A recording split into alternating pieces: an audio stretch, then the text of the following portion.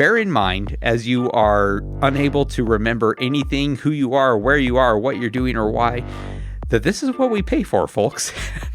Getting to this part of your brain, this crazy, nonsensical, can't think, don't know where I am or what I'm doing, is at least a big piece of why we do this kind of racing.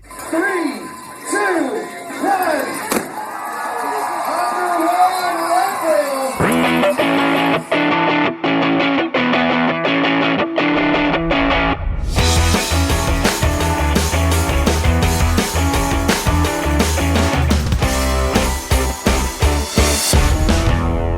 Leadville, the podcast for the 100-mile mountain bike race. It is the show that breaks down, builds up, gets you ready, freaks you out for the highest and arguably the hardest one-day mountain bike race in the country. This is it, the final show until race day. Hopefully you are listening to this show in Leadville. If not, happy trails, safe journey, everyone. I am Michael Hotton, a 7-time visitor to Leadville. 6 times for the race, 5 times at the start line, 4 times across the finish line. As our regular listeners know, we've been hearing from the Queen of Pain, Rebecca Rush, every show. But did you also know you have been hearing from, to quote a song from the Police, the King of Pain? I mean, anyone who would do the Silver Rush 50, then the Crusher and the Tusher, followed by the 6 days of Breck Epic, and top it off with the Leadville Trail 100. Okay, maybe you're not the king of pain, but you got to be some kind of masochist. The king of crazy, maybe. Eldon Fatty Nelson going for his 22nd Leadville Trail 100. 21 starts, 20 finishes, a 1,000-mile buckle, a 2,000-mile buckle, and about 1 million stories from the race across the sky. The king of crazy. I like it. Can we like get a bumper sticker made? I would wear that or put that on my bike with pride. I think we have to check in with Andy Sumner, Sting, and Stuart Copeland on that, the members of the Police. They kind of like King of Pain, and I kind of liked it too. So, yeah. Fatty, for the first-timers listening to the show, one of the things they will have after their day is done at Leadville is a story, or maybe 2 or 3 for that matter. Yeah. And the experience there is so powerful, so memorable, that Leadville will come up in conversations or in thought or in casual references for years to come. I know for me, hardly a day goes by where I don't mention some experience or memory from that town and that race. Yeah, it gets in your head and it sort of builds a house there. I love a great race story. You remember back a few weeks ago when a little group of us were grilling bratwurst and talking about the Crusher and the Tusher, and we got our friend Don Buttram to tell us his Dirty Kansas XL story. It doesn't hurt that Don's a masterful storyteller, but big rides just sort of naturally lend themselves to really great storytelling. For years, the centerpiece of my fatcyclist.com blog was all about telling stories about races and then giving other people a chance to tell theirs too. And that actually kind of makes me think, and we've talked about this a little before, but I would love to give our listeners a chance to tell their Leadville 100 stories on this show. So, listeners, start thinking about this. If you've got a great story or you've got one in the works and kind of want to see how it ends by, when the race ends, let us know. Tell us a little bit about your story. Message us either on Facebook or leave us a comment on the Leadville 100podcast.com website. DM me on Twitter. I'm at FatCyclist. Or leave us a voicemail or text us at 719-453-1514. And just let us know, hey, the king of crazy, I have a story for you. We're not just looking for stories of triumph and speed here either, although we're happy to get those. Was this your first mountain bike race, for instance? That would be a great story. Your 10th try at the lottery. Did you have a much better day than you expected? Much worse? We're interested in anything that made your day special. So get in touch. Give us the short version of your story and an email we can use to get back to you. Mm-hmm. And if we like what we hear, we'd like to interview. We'll get back to you and set up a call or something. Yep. And whether you wind up on the show or not, thanks for sharing your story. I love every single one of them. The Leadville Trail 100 podcast is powered by Shimano and its XT Di2 electronic shifting and matching XT brakes. Whether you're in a go mode or slow mode, Fatty, having XT at your fingertips is an advantage. Yeah, that's so true. And probably as our listeners are listening to this podcast, Hottie, I am very likely shifting the gears on my bike or braking, or surprisingly often, I am doing both because when this episode comes out, I will be racing day 3 of the Breck Epic. Not quite to the hump day of my 7-day mountain bike race week, but close to it. And that's one thing I don't know if I've talked about much on this show. The fact that with the super light and precise shifting you get with the Di2, it is incredibly easy to shift and brake at the same time. And that comes in incredibly handy when you're scrubbing speed at the bottom of a pitch, but then you can tell you're going to need to be climbing immediately after again. It's not an easy thing to pull off with mechanical shifting. It is super easy to do with Di2. Yep. Brake late, shift early, shift often. Yep. Good mantra to live by and easy to do with XT Di2. Go to bike.shimano.com for more. We'll also have a link in the show notes for this episode at Leadville100podcast.com.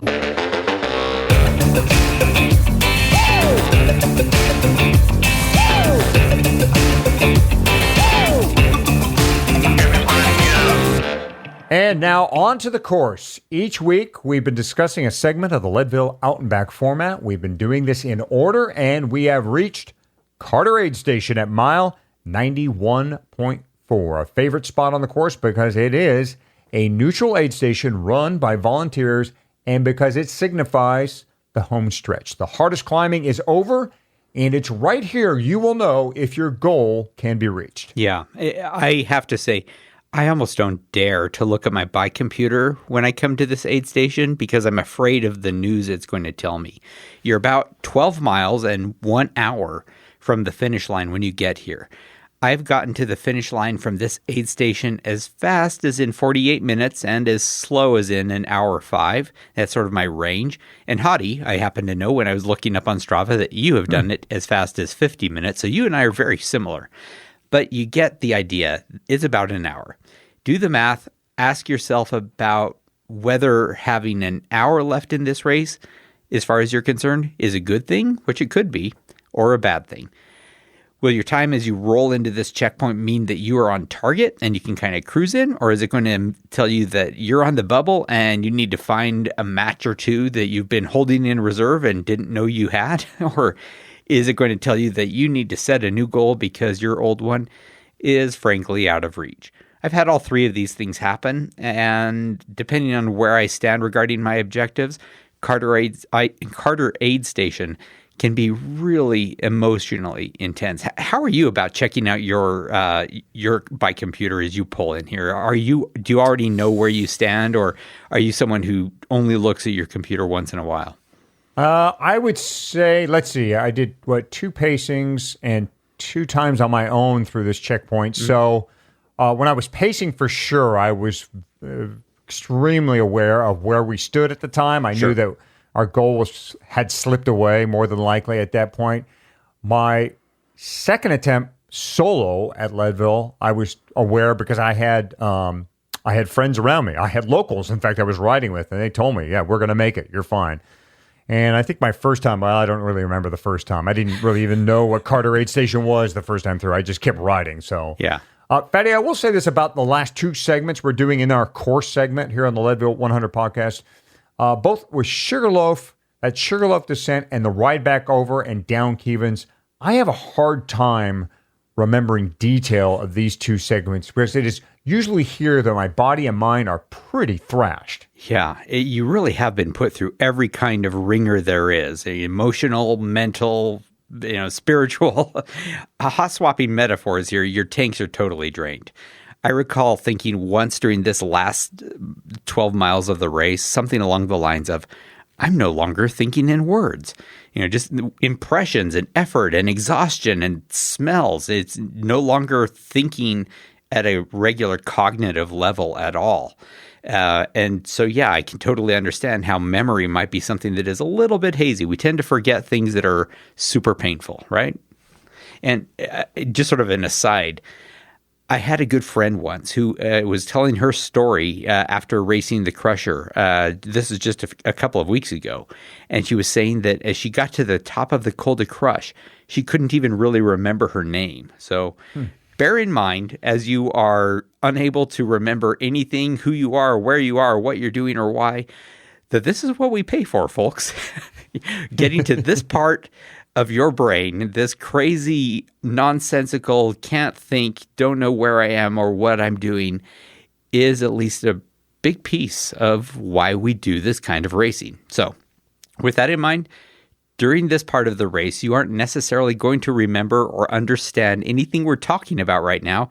Let's nevertheless detail out, foot by foot, the rest of this course. The first thing to know about this part of the course is, as you ride through this little aid station because you've been climbing up the pavement for what feels like forever, and you're tired, you probably want to stop and eat or drink something there, and maybe fill up a bottle. So let me ask you a mean question. Do you need to stop here? Remember, you are just 1 hour from the finish line. Do you have the food and the fuel that you need for 45 minutes to an hour or a little bit longer, just depending on your pace? If you've got a bottle and 1 or 2 gels, you probably don't need to stop. And if you've got close to your goal, but hitting it isn't a sure thing, maybe ride on through right now and stop when the race is over. Abracadabra, your finish time is suddenly a minute faster. And the second thing, and maybe one of the most useful things to know, is that you are not done climbing when you leave Carter Aid Station. There's a natural tendency to think of that turnoff as a summit, but you keep climbing after filling up the water or whatever you need at Carter Aid. The stats for this double track climb, they just don't seem all that impressive. You climb just about 100 feet and a half mile. Not too bad, right? It's not exactly Columbine, but no. There are moments in that little half a mile that will almost certainly send you anaerobic. 11% and 15% pitches for 50 feet or so. Normally, these are the kind of things that you would just power up and over, but you're, 8+ hours into your ride now? That's right. So powering up and over things ain't so easy. On this day, don't feel bad if you need to drop to that granny gear and concentrate on staying upright as you creep up these little pushes. Yeah. And then at mile 92, you crest, and you're in the trees and you're flying downhill on a pine tree corridor, and it is just beautiful. And I know I keep referring to the smells, but honestly, it is the smells of Leadville that always snap me back to that race. In fact, being in any kind of high mountain pine tree filled area, it's like, wow, race time. Anyway, you're downhill and it's shady and it's double track and you've got these little 20-foot kickers you can just practically coast over because you've got great momentum. And all that pain and the misery from the several hours behind you just sort of disappears. And this part of the race is pretty weird because tell me if you get the same sensation or the same experience, Hottie. You started the day with 2,000 people just crushed around you. And now you're more or less alone, like maybe 1 or 2 people there. I know the first time I went through here, I was alone. The second time, I was spaced out enough. I mean, I could see people off in the distance. I had gone through Carter Aid with the group, and somehow we got a little broken up as we headed up over Kevens, so you can really hear yourself breathe, and it's hard to pick up another rider, and it's really kind of eerie almost. You're like, where'd all the people go? Did I get left out on the course or something? I have worried. So it is strange. Yeah, I have worried that I have missed a turn there. You know, even having done this many, many times, I've thought, I'm by myself. And I know there's 2,000 riders out here. Where is everyone? Did I miss something? And I know actually Lisa did miss a turn here once, but we won't talk too much about that. But so it regardless of whether you're alone or with your other riders, the pain's going to come back because right after you go past a gate, you've got a hard left turn. A course marshal is likely to be letting you know that you ought to be dropping into a low gear, and you have a nasty 0.2 of a mile little grunt that is going to catch you by surprise if you are not ready for it and if there is no marshal there at the moment. If it does, and you are not riding with Shimano XTDI2, you are going to be in too tall of a gear because you've been going downhill. And if you don't shift into a low gear before you stall out, just accept that you're going to need to get off and you're going to have to push for a minute or two. So get off your bike if you have to, ride if you can, hoof it.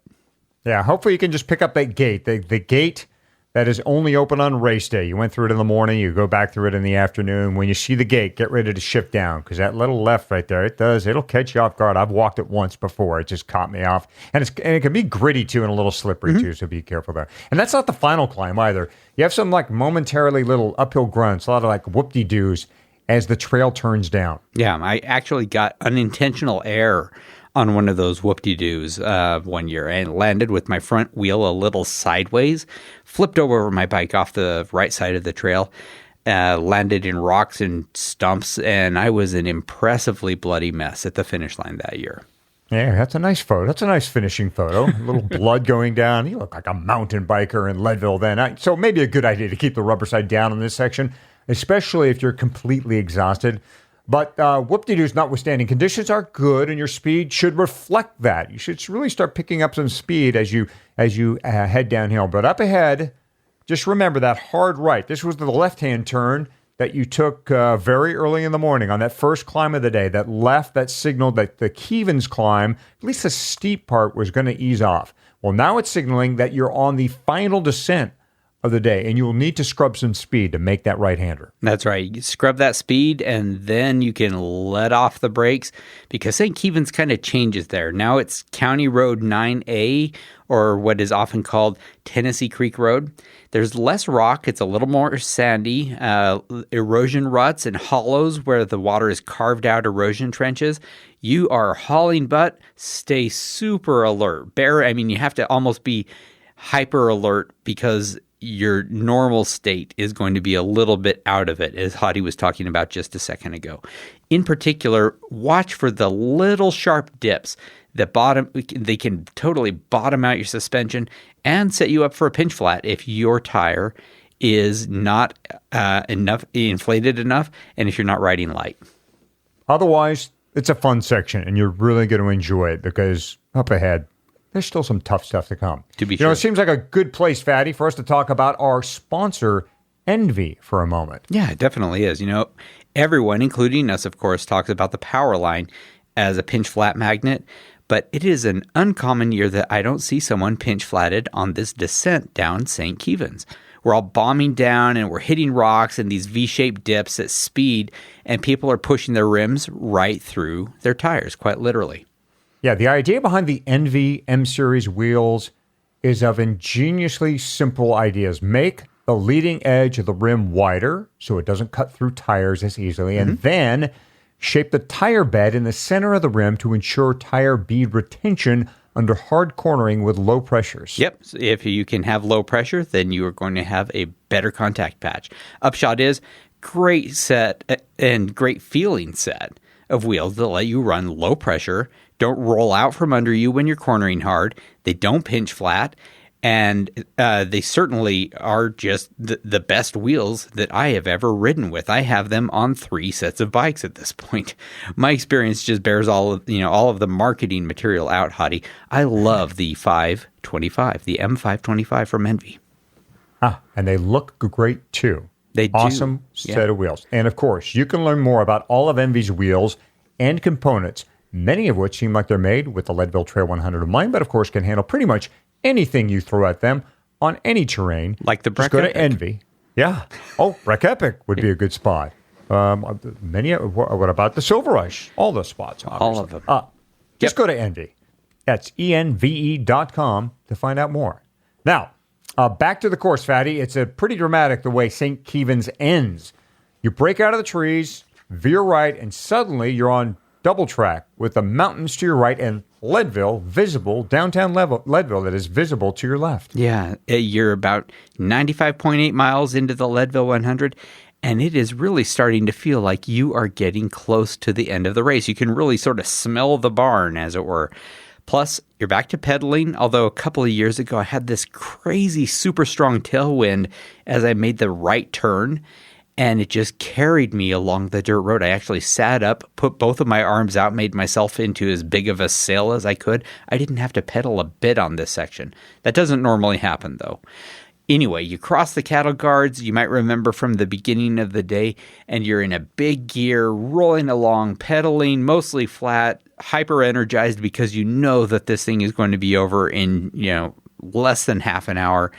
And it's occasionally uphill, but you're going to have just some good energy because you know that this thing is getting close and you're going to finish it in time. You might be elated and take a look at your GPS and you notice, I can't be elated quite yet.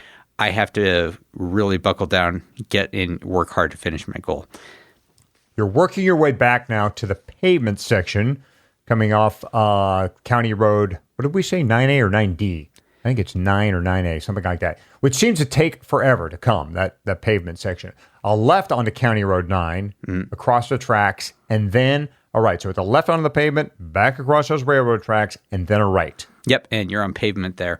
When you're on that left turn that you were talking about a second ago, there was this gymnast or cheerleader or something waving us onto that left turn, and she was doing this really crazy, elaborate cheer/dance thing to indicate we were supposed to make this left turn. And I remember thinking while I made the turn, I would not have thought that I'd have energy for a smile and a wave right now, but that was easily worth a smile and a wave and a thank you. Leadville totally shows up for this race, Hottie.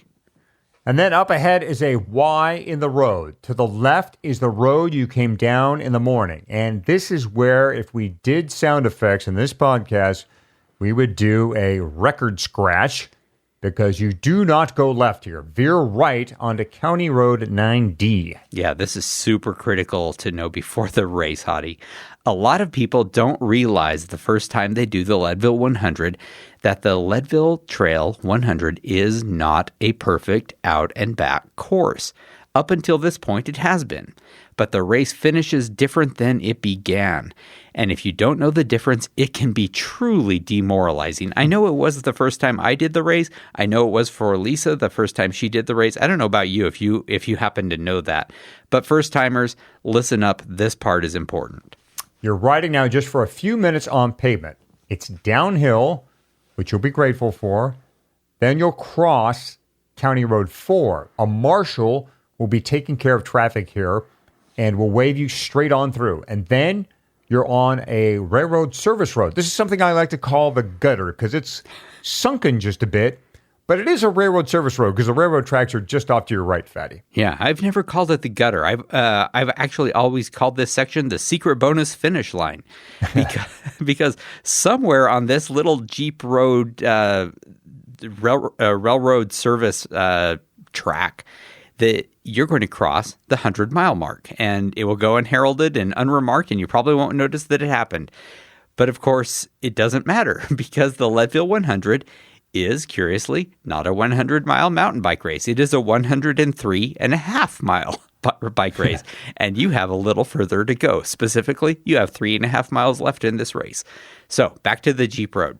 Conditions can really vary. If it's been raining, and that happens a lot around here, expect some deep puddles and mud. You do a little bit of line hunting, you can get around through it, but sometimes you just aren't going to. And that's why you see a lot of people finishing this race with very muddy faces. It is from splashing through this section right here. A lot of it can be avoided, however, but don't worry too much about it. Go through if you gotta.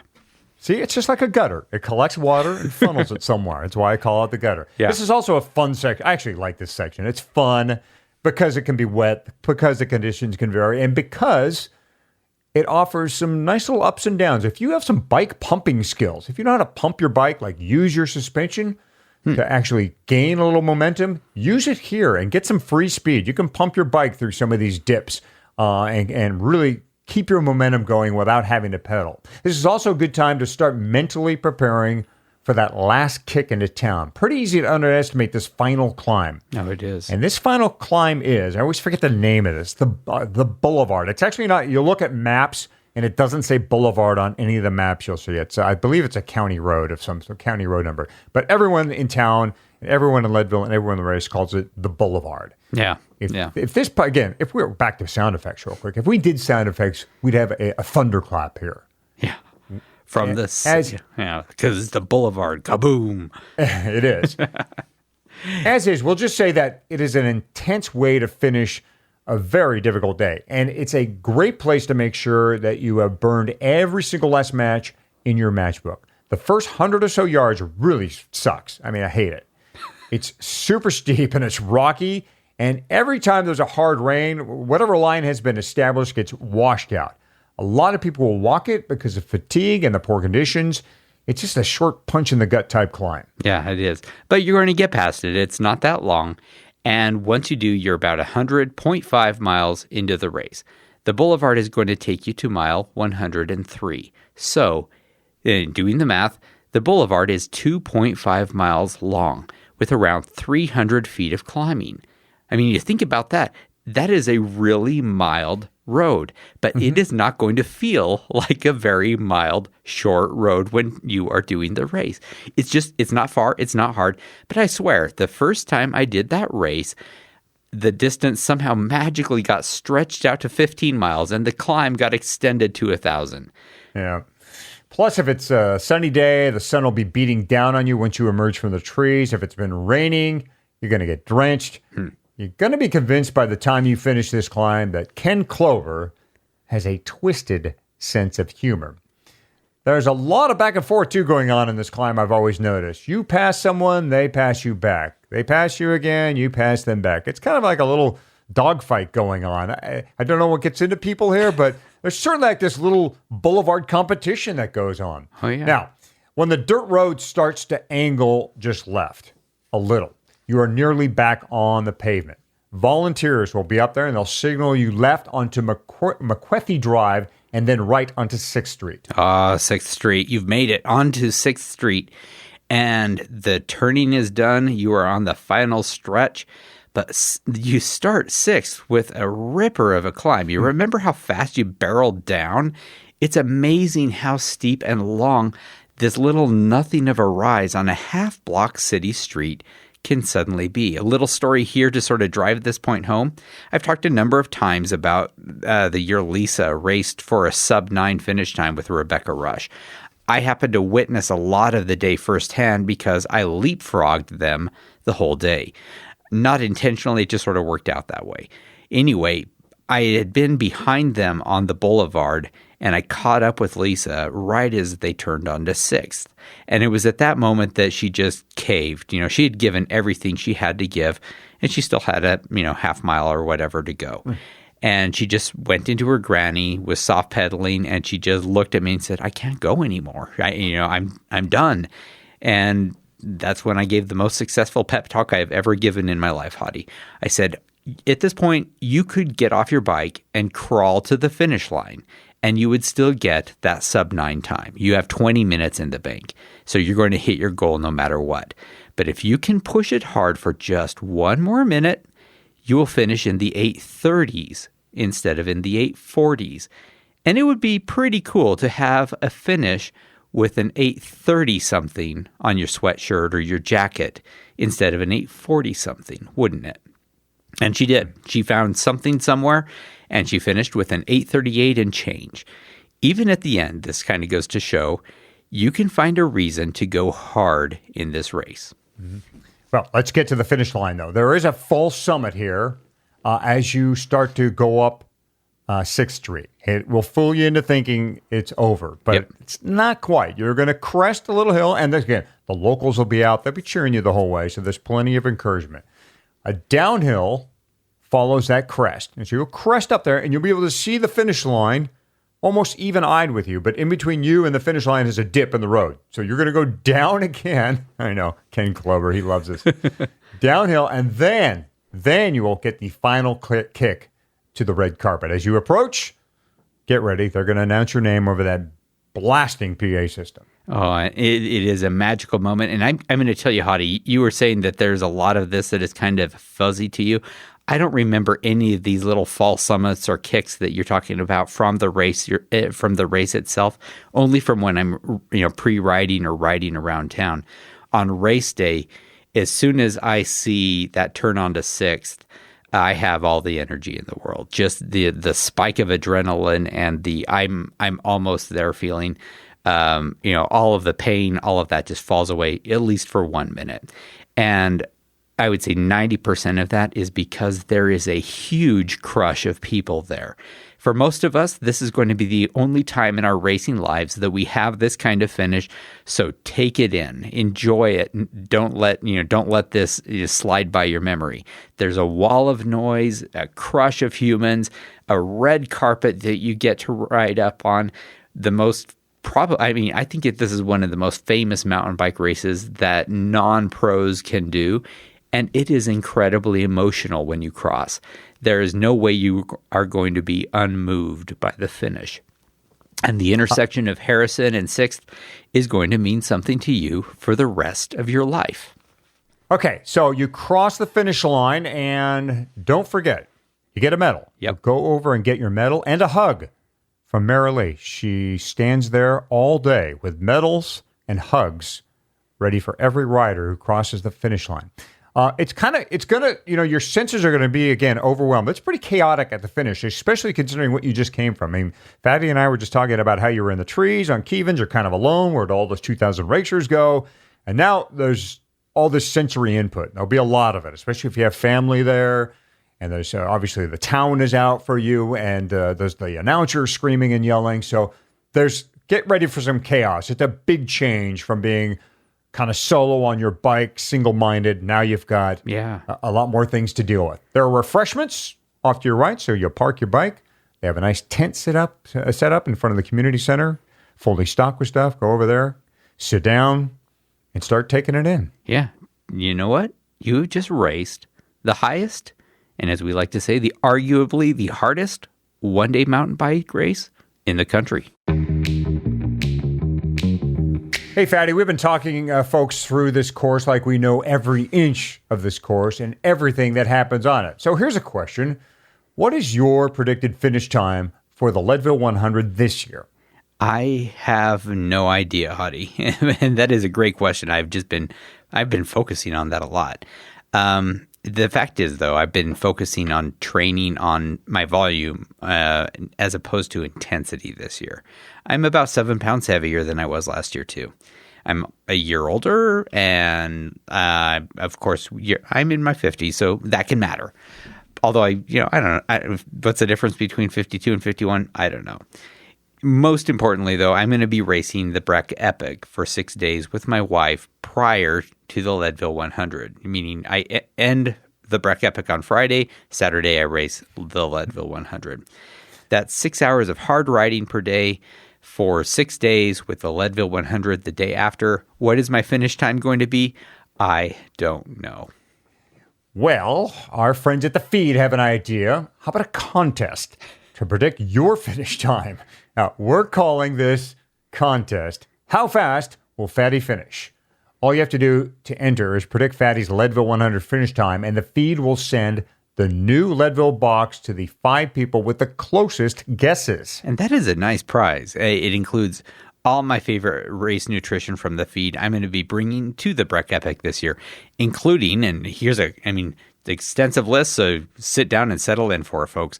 4 of the Morton 320 drink that Hottie and I are pretty much settled on as our favorite new thing. 2 citrus shot blocks, 2 packets of salted watermelon shot blocks, 2 untapped maple syrup packets, 2 coffee-infused untapped maple syrups. Those are good. Have you had one of those yet, Hottie? Which ones? The coffee-infused untapped maple syrup. No, you teased me with those last show. I need some of those. We got to get you those. Okay, so continuing on with the list, 2 of the Cliff nut butter-filled coconut almond butter flavor. I love those, man. The nut butter filled Cliff bars, those are good. And then there's 2 more with the chocolate hazelnut butter filled, which is basically Nutella and so good. Then 2 of the Honey Stinger Energy Chews cola, cherry cola. Obviously, I picked those because that is my favorite flavor of the Honey Stinger Chews. And then the fruit smoothie flavor, 2 of those as well, and 2 pickle juice shots. So that is pretty much all of the pre-race energy food that Lisa and I are going to need for the entirety of Leadville 100 and the Breck Epic. We are set, and you could be set too. So obviously open to any of our listeners. How about any of our show hosts like me? Can I get in on this? Well, I will check the rules, but I'm thinking probably not. Although, your guess is as good as anyone else's, I suppose. What would your guess be? Well, first, since I have the opportunity and the ability to, I'm going to grill the co-host here. Okay. And hopefully our listeners will get something out of this in the process, and they can educate their guesses a little bit. So, first question: do you plan to treat the Leadville Trail 100 like a race, or are you just out there to finish this time? You know, I'm trying to tell people, and obviously failing at it right now, but I've been saying, I'm just doing it this year. I'm going to be racing Breck forever, and I won't have the energy to do it. But I know myself better than that. When I line up to the finish line or starting line, I am definitely going to be racing it, and I'm going to be going out as hard as I possibly can. Mm-hmm. But obviously, Breck will play a key in this. So, with Breck, will you be just leaving it all out there, or is that one just for fun? It's kind of the same answer. Lisa and I say that we are just going to go out there and have fun. But I know her, I know me, and I know that neither of us have ever done a race where at the end we say, that was fun. We always talk about how hard we went. So, we're going to race hard for 7 days is the honest truth. So it's a co-ed duo race at Breck Epic. Is this so full gas on this thing? I am a little bit faster on the downhills than Lisa, and I have always, until this year, been faster on the climbs, and so I've generally waited for Lisa for everything. I've noticed this year that there are times when she is faster than I am right now. She has always been strong, and I think either she's getting stronger or I'm getting slower or maybe a little bit of both.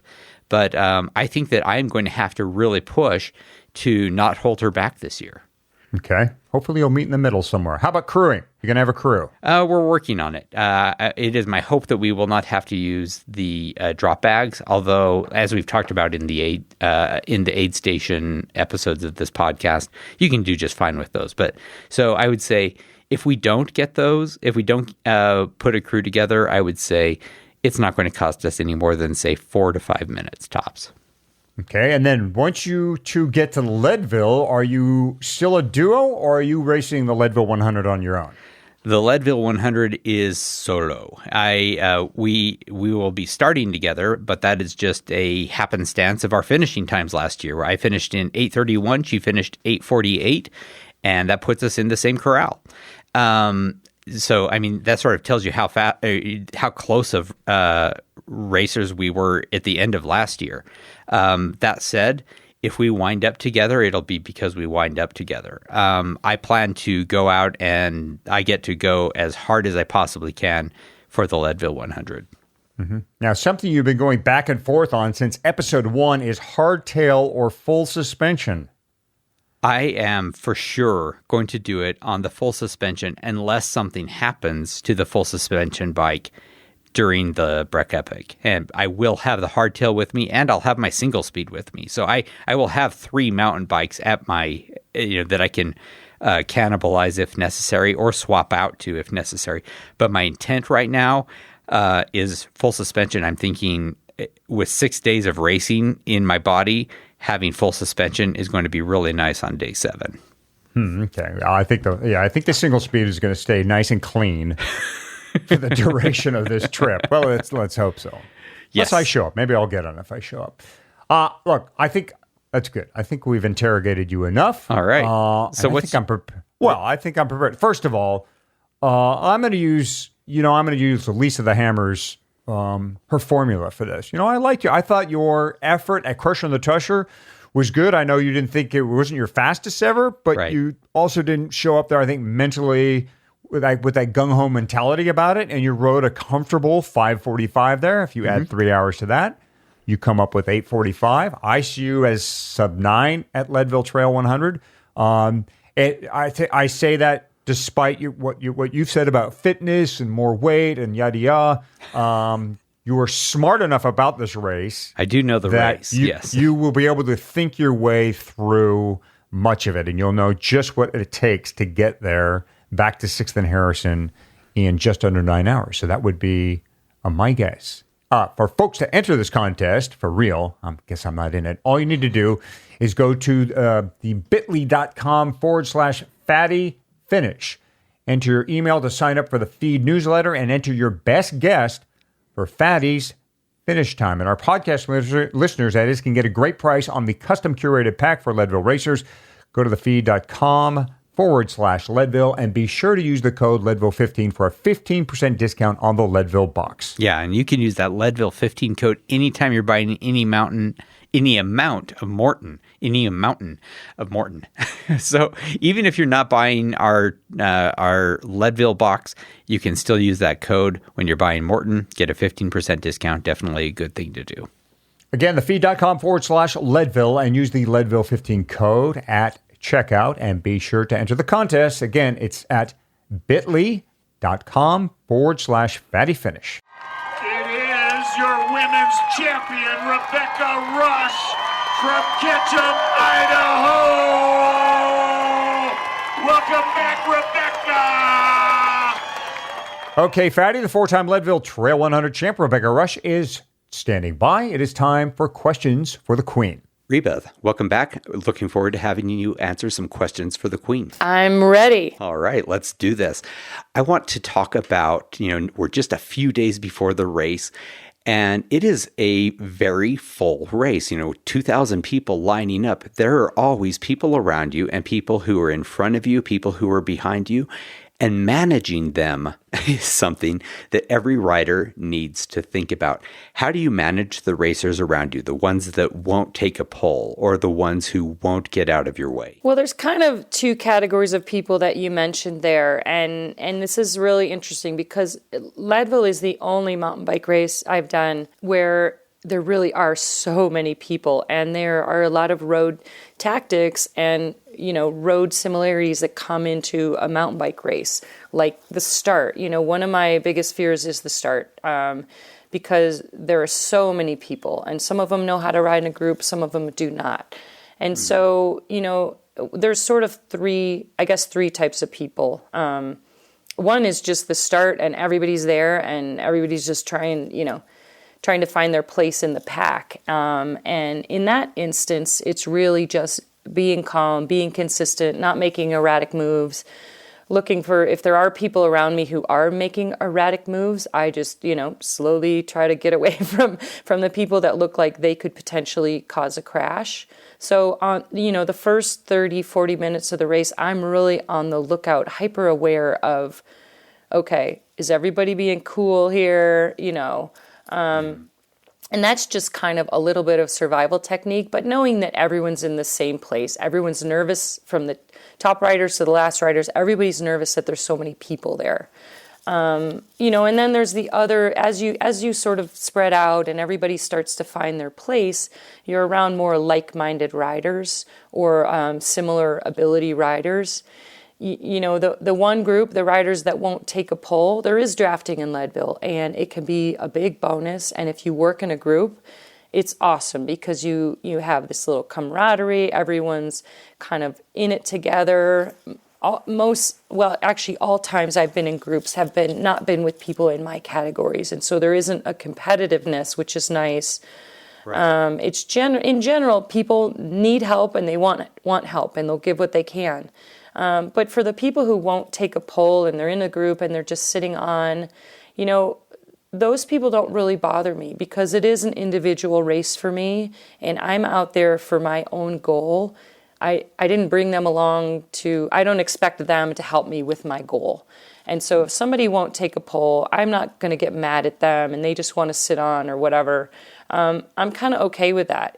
If they do take a poll and I get a little breather, I'm extremely thankful, but I don't expect it. And I think that's something for people to realize that we are all entering a mountain bike race as individuals.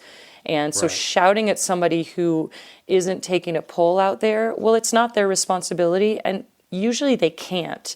If they're not coming around, they're usually just barely hanging on. And so it's like, cool, I don't mind giving someone a ride. And, and I try to have that kind of attitude so that if down the road they can help me or I've had a flat, that I've been a nice person on the trail. And so I don't yell at people to come around. I do try to, if there is a group that's trying to work together, but they just really are mountain bikers and they have no idea how to work in a group, I have tried to educate people like, hey, take short pulls, we'll all work together, this is cool, and try to give them a little input, because it doesn't work if some guy's just out front pulling for 30 minutes and then blows up and everybody's like, hey, thanks, see ya. So I do try to educate people, but if they're not going to do it, they're not going to do it. And so that's kind of how I deal with the taking polls and riding in groups. I look at it as a gift. If it happens, if it doesn't happen, that's cool. I just ride on or let them hang on. I remember the second year I won, Ina Yoko Teutenberg, fresh out of the Olympics, Road Olympics, was there, and we rode together for a while, which was really fun. After St Kevens, the stretch out to Pipeline Aid Station, and of course she's an Olympian, and so she's like, "Get on, I'll help you," and so it was amazing. There was a train of probably 30 guys all sitting behind this Olympic road racer. And, wow. She pulled for 10, 15 minutes. It was spectacular. And then she blew up, because she doesn't ride that long. And she finished the race. She had a good race. But she's like, okay, go. That's all I got. See ya. And it was a wonderful gift. And one of the highlights of the race for me there was her helping me out a little bit. But I didn't expect it. There's another group of people, the ones who won't get out of your way, and that's a different. I don't come to that with as much grace, perhaps, as I would with people who are trying to work together but can't. As you're overtaking someone, I think it's important that you do communicate and let them know, because sometimes they're hypoxic. They're up at 10,000 feet. They're pedaling really hard. They may not know you're there. And so if you surprise somebody, they might not know you're there. And so they may just not be getting out of your way because they can't hear you over the sound of their loud breathing. And so I do try to let people know, hey, when you get a chance, I'd love to come around. I'm on your left. Very clear. And for the most part, if people know you're there and you want to come around, they know your intention, they'll get out of the way. If they don't know what you want, if you just come steamrolling up on them and get mad at them because they didn't pull over, they might not have heard you, or they might not have been able to if they were like stressed out on a descent. So I think the first strategy is always kindness and communication, and hey, I'd like to come around. I'm on your left when you get a chance. If they still won't do it, I get a little more aggressive, like, I'm coming around. And then you sort of, stay where you are. I'm coming around on your left. Thank you. Yeah. And it's a little more aggressive the second or third time around. And if you are that person who's getting past, obviously it's safety first, and they've caught you, so you do have the obligation to try to move over if you can. Sometimes you just can't. Like if you're in the middle of the power line descent, there's often one line, and you have to just say, wait, I'll get out of the way as soon as I can. I hear you. And on the single track section, either way. There are places where you can yield and places where you can't. And I know those sections are coming up, and so I hammer before that single track section because I want to get in. And if I see a big wad of people, I'm going to put in a little interval effort to really try to get in front and get a good spot. Yeah, and so that's on you to like try to plan your riding, knowing if you are catching these people, okay, put in a little effort and dip into the single track before them so that nobody gets bogged down. It's a group, you're working as a group, and it really does take everybody, trying to be nice. But ultimately, we're all out riding bikes, having a good time. So I do find that kindness goes a lot further, at least initially, than just yelling at somebody. Yeah. Don't burn any of those matches on anger. It just doesn't do much. It doesn't do much for you or for them, and it certainly isn't going to make you faster during the day. That's a great point, because you burn calories. Your body doesn't know the difference between, intensity, bike rage, and you flexing your muscles and your jaw over being angry at someone. You're burning calories, the precious calories that could be going into pedaling, pedal. Yep, exactly. So, Reba, always a pleasure. Thanks so much. Awesome. I have a pretty good technique for dealing with people I need to pass, Hottie. I have this simple, single sort of rote phrase I use over and over. I just say this. I say, hey there, can I borrow your line for a sec when you see a place? And that way they know I'm there and they know I'm not freaked out or in a crazy rush, and it comes off as polite. And it lets them make the choice of where and which side I come by. You'd be amazed how well it works. And of course, I always make sure after I pass or as I pass, if I can, I say, hey, thanks. Have a great race as I go by. Keep it friendly. Keep it polite. I have a bell. It works. It's a nice bell, too. Use less oxygen that way. That's smart. Right. Let's end the segment with a quick plug for Rebecca's Private Idaho. It's a great race, now with a stage race component and a fun way to extend your season once you finish the Leadville Trail 100. Check out RebeccasPrivateIdaho.com for more info.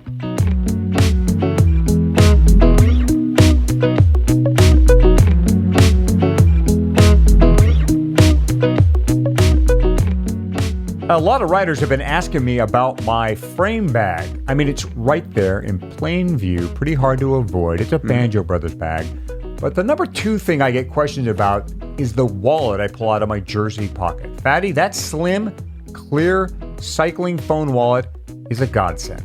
Yeah, you can tell this is a wallet designed by an actual cyclist. I don't ride without it anymore. I keep a $50 bill in there, and then the phone just sort of faces out through the clear plastic slide so I can see who's calling at a glance or check other notifications. And the zipper's nice and big so I can easily open the wallet, get to the phone when I need to take a call. Really well designed, fits nicely in my middle jersey pocket, which is where I keep it.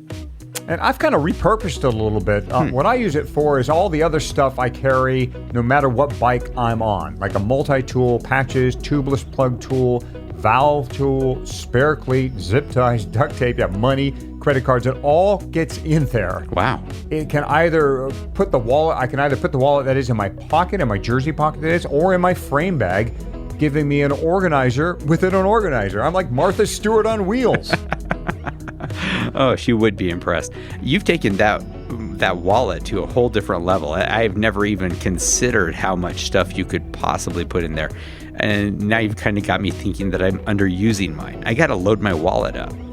Yeah, don't just think of it as a phone wallet. It is so much more. So Let's add flexible to the Banjo Brothers mantra of tough, practical, and affordable. Minneapolis-based, in business since 2003. To get 20% off your order, go to banjobrothers.com/fatty-favorites. Every week, we bring in Trainer Roads coach Jonathan Lee for tips on what to do and what not to do when training for the Leadville 100. Jonathan, welcome back for the week of the race. We're looking forward to what kind of training tips you have for us now. Is now when I should go out and do some FTP test type stuff? Nope, that's done. Like we talked about last time, the fitness is in the bank. Yeah. At this point, what you're really, it's really just about keeping your body as fresh as possible. This is where if you have somebody that's going to help you, you have a partner that's going to be helping you with this race. This is where you really start to, the tally goes against you in the brownie point side of things. Mm-hmm. They're going to get plenty of opportunities to gain brownie points from you. Whether it's you sitting down and maybe taking a break from, playing with the kids or, at work, maybe it's you passing a bit of that workload onto somebody else if they can do that. And if you're in that sort of a luxurious position, plenty of different things. This is where you're looking at keeping yourself fresh. Jonathan, we're going to be in town. Say we were in town for the week of the race. We're going to do rides. What should those rides look like? Short. That would be the main thing that you would want to do. You don't need to go out and do anything long. Keep it short. Basically, your body isn't going to get a whole lot. When you exercise, you release a lot of positive, chemicals throughout the body, and those can help actually with recovery. But if you push it too far, then it can become detrimental, and then your body basically has to dig itself out of a little hole. You don't want to be digging any holes. So short rides. You don't need to be going crazy on intensity, but sure, flirt around with threshold for a bit, but it doesn't have to be anything too much. You can keep it a little easier than that. But the main thing you want to do with these rides is keep it short. That's the main key. And fully recover, I imagine. I mean, in between rides, in between everything, recover. Yes. It's a common thing, when you're working with, especially with mountain biking, a lot of the time you train repeatability, right? And the way you do that is by limiting rest between efforts. This is not the time to limit rest.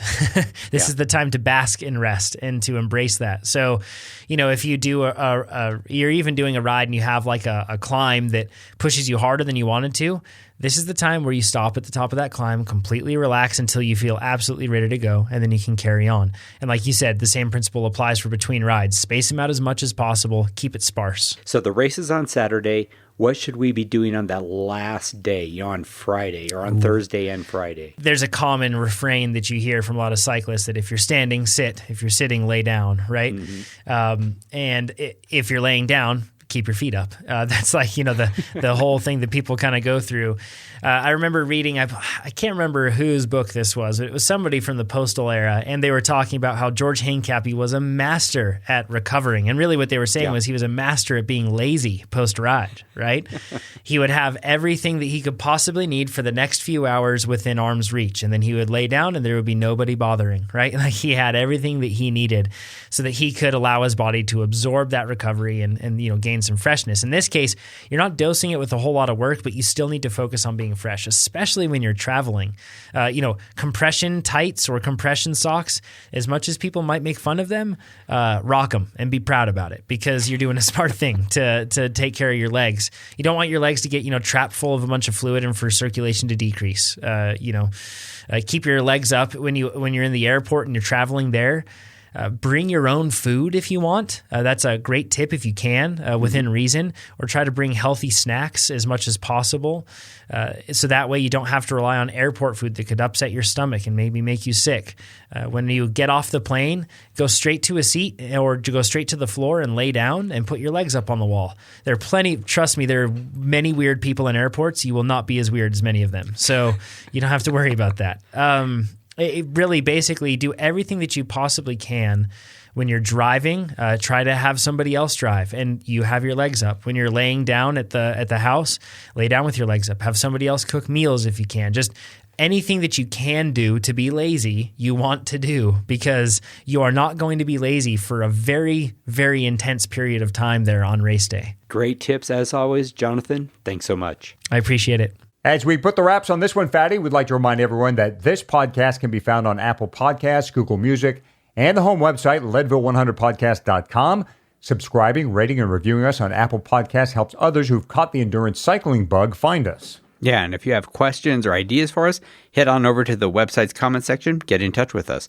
Also, you can get in touch by following us on Twitter. I'm at Fat Cyclist. And what is your Twitter handle, Hottie? I think it's at Michael Houghton, in fact. I just don't use it enough. It's super easy. You need to use that more. But you can also find us both on Facebook. We're both very active in the Leadville 100 MTB participants group. On Facebook, I don't have a fancy name like Fat Cyclist. I'm just Eldon Nelson over there. We like that. Good luck in your training, everyone. Thanks for listening, and we'll see you at the finish line. Let's do this, people.